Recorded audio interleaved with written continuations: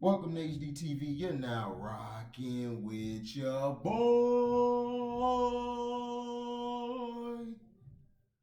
Supreme Court won't stop the Googly Moogly mandate for Maine health care workers.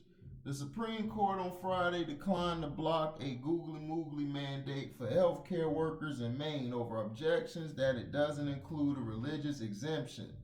The latest example of the High Court steering clear of the issue. The suit focused specifically on the lack of a religious exemption. The court's ruling, which came over the objection of three of its conservatives, allows the state requirement to remain in place while litigation continues. In a concurrent opinion, Associate Justice Amy Coney Barrett noted the court has discretionary judgment about whether to take an emergency appeal like the Maine case. Without that,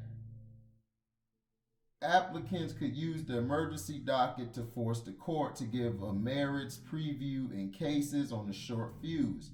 The court's emergency the court's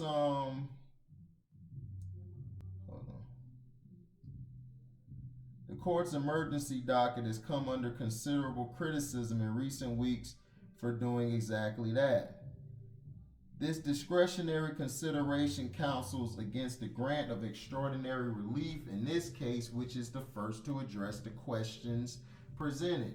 Barrett wrote in an opinion joined by Associate Justice Brett Kavanaugh, Maine Governor Janet Mills, a Democrat, announced in August that the state will require healthcare workers to have the Googly Moogly, that is against the 1-9, or risk losing their jobs. While the state includes a medical exemption for employees, it removed the ability of workers to opt out of the Googly Moogly requirement by citing religious objections. The Supreme Court had previously quickly rejected challenges to Googly Moogly mandates brought by students at Indiana University as well as teachers in New York City. But neither of those cases dealt with the religious component because the mandates at issue in those other cases included a religious exemption. In Indiana, Supreme Court declines IU students' request to block the Googly Moogly mandate. Supreme Court declines to block New York City's Googly Moogly mandate for teachers.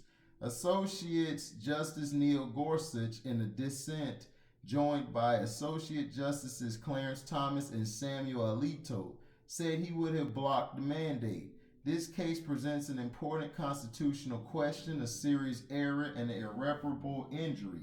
Gorsuch wrote, where many other states have adopted religious exemptions, Maine has charted a different course. There, healthcare workers who have served on the front line of a pandemic for the last 18 months are now being fired and their practices shuttered, all for adhering to their constitutionally protected religious beliefs. Their plight is worthy of our attention.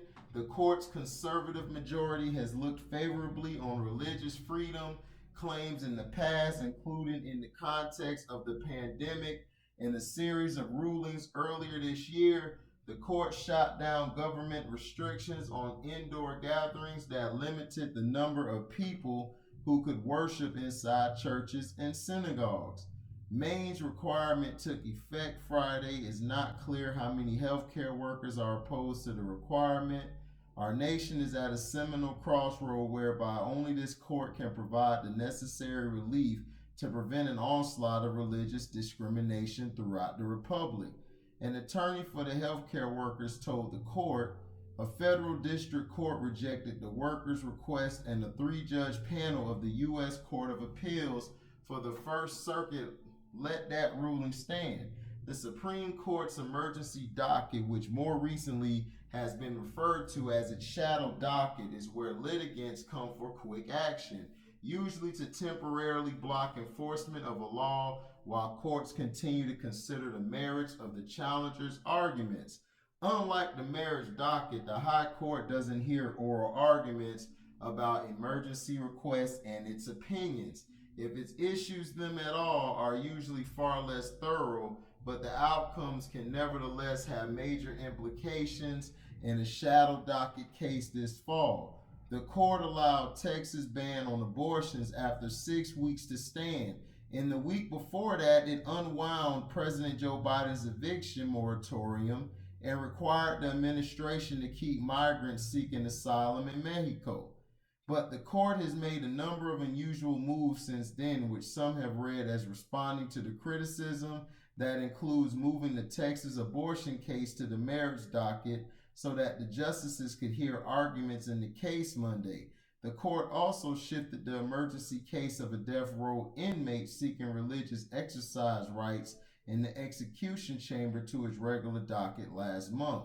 Arguments in that case are set for November 9th. So basically, they have been an a-hole towards people's right to, of course, saying that, listen, people are basically trying to use religious beliefs, and this is happening to a friend of mine in Cali, where she has to go through this with her job and everything, and these people have basically forced her to take the Googly Moogly, and they're forcing other people to take the Googly Moogly, which is not doing anything to help. They should have blocked this mandate, because now that you're forcing this, you're basically just destroyed everyone's constitutional right, which our constitutional right has been destroyed since the Patriot Act was introduced in 2001 because of the 9/11. Remember, 9/11, we signed away our Patriot rights by signing a form that sent our army and our U.S. overseas to overtake, of course, Saddam Hussein.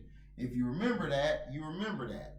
But what they're doing in America is continuously hurting us as a culture, hurting us as people, as a brand, and everything. And it is what it is. It is what it is. Things happen, things are what they are, and all you can do is just say, you know what? It is what it is. But to me, this is continuously showing that a civil war will happen one of these days. And when a civil war happens, it's going to be ugly. It's going to be people on one side, it's going to be others on the other side. Most likely people are saying it's the vaccinated versus the unvaccinated. And to me, if you have a choice to say, you know what, I want to have the Googly Moogly, then you will go get the Googly Moogly. However, the 1/9 is still being caught after you got the Googly Moogly. And then a lot of people are dying from the Googly Moogly. Bill Belichick said this when he was talking about it, that from the records and from the numbers, a lot of people who got the 1/9 are dying just as much as the ones who don't have the Googly Moogly. And it's facts, because what happened to Colin Powell? He died after he took the Googly Moogly from the 1/9.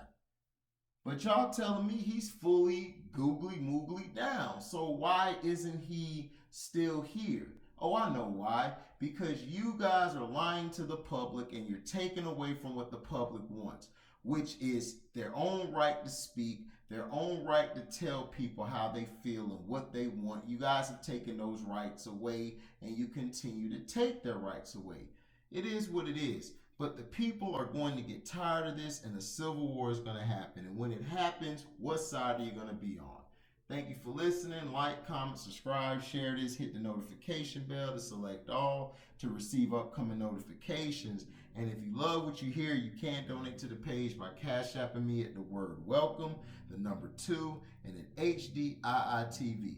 Thank you all for listening. Thank you for your blessings. We're out. Deezy.